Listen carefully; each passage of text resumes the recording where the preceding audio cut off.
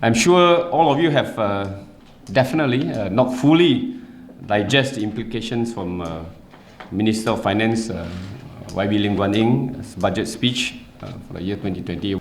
First of all, contains no major negative surprises for businesses, which our YB Lim Guan Eng actually mentioned many times in the previous meetings with him, that this year budget certainly would not have any, will introduce no new taxes. As a matter of fact, we have a feeling, at least I have a feeling, that the budget is actually setting the pace for the future growth and development of our country. So generally we are satisfied and happy with the budget.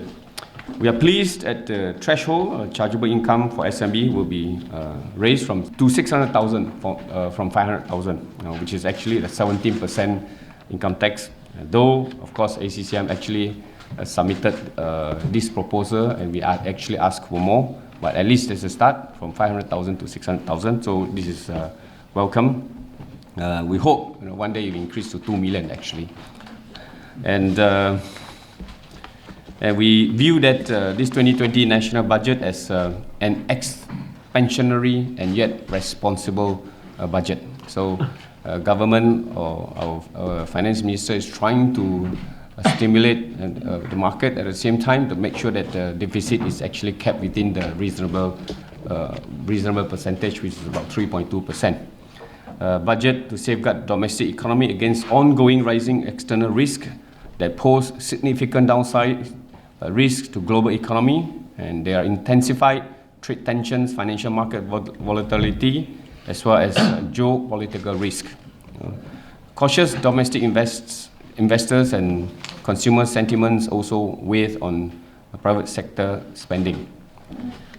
There have been calls, including ACCCIM, for the government to adopt a pragmatic approach for next year's budgetary spending and not too fixated on mending the budget deficit target, given increasing downside risk to global economy, which already had dampened our nation's exports, which had declined by 0.4% in the first 8 months of 2019.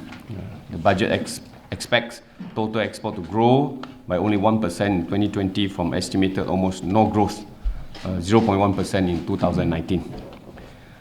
We were not disappointed, so which means we are okay, we're happy as a budget deficit, as I mentioned just now, at 3.2%. This is good, of GDP for 2020, and is slightly higher than the original targeted of 3.0%. Of course, we all understand the current situation. We need a little bit more spending to stimulate the economic growth.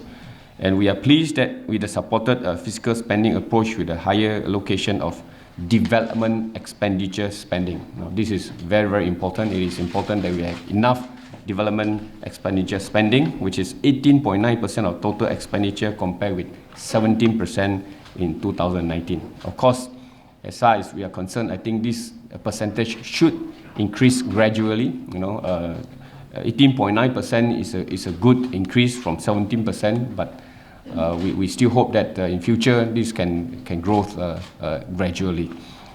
An increase, 4.3% in terms of the number, to 56 billion in 2020 budget allocation. So last year or this year, 2019, is actually 53.7 billion. So 53.7 to 56 billion. Increased spending is provided for transport, energy and public utilities, agriculture and rural development, education and training, healthcare, digital infrastructure, especially digital. You can see that the government is actually putting a lot of emphasis on digital economy and digital growth in the country, which I think is very important. As I mentioned right from the beginning of my speech, set the pace of the future growth of the country. And also tourism and SMEs. Bottom 40 households, especially deserving ones, the disadvantaged and vulnerable group, are also receiving needed attention from the government. It is encouraging to note that the budget has provided several investment promotion packages to revitalize and attract new investments, with special tax incentive tailoring for E&E industry to encourage adoption and shifting towards digitalization and IR 4.0. The accelerated capital allowance, which actually also proposed by ACCCIM, also will be extended from 2020 or 2020 to 2023 to encourage automation and invest in machinery and equipment. For business, especially SMEs, there will be extensive access to financing and the pledging of financial assistance to SMEs, enabling them to have a faster adoption of IR 4.0 and seize new business opportunity, especially in the e-commerce. It is heartening also to see that the budget introduces initiatives to enhance a conducive ecosystem to support entrepreneurship.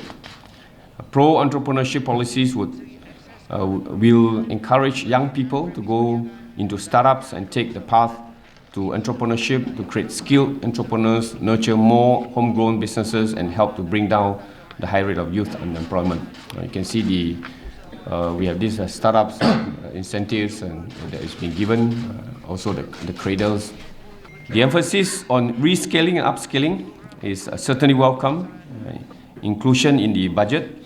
The digital era presents a complex challenge for businesses and a workforce with a clear need to develop technology and human skills on a broad scale to equip our current and future workforce to work in collaboration with machines. Building our workforce capabilities and addressing the skills deficit requires a robust skilling and training development framework with digital technologies at its core. There is a proposal to raise the minimum wage from 1,001 per month to 2,002 per month in major urban cities. Our panel think that this is reasonable, especially in the city in Malaysia. I think to stay in Malaysia, to live in Malaysia comfortably, I think you should have been more than 1,002 or more. And of course, as always, some people might be happy. It cannot be a 100% perfect budget. So I think, but generally we're quite very happy with this, or generally we're happy and satisfied with this budget. And ACCCIM will continue to be proactive, engaged with the government and relevant ministries to provide feedback and exchange views and concerning issues and challenging faced by the country and business community. So thank you very much once again for being here with us.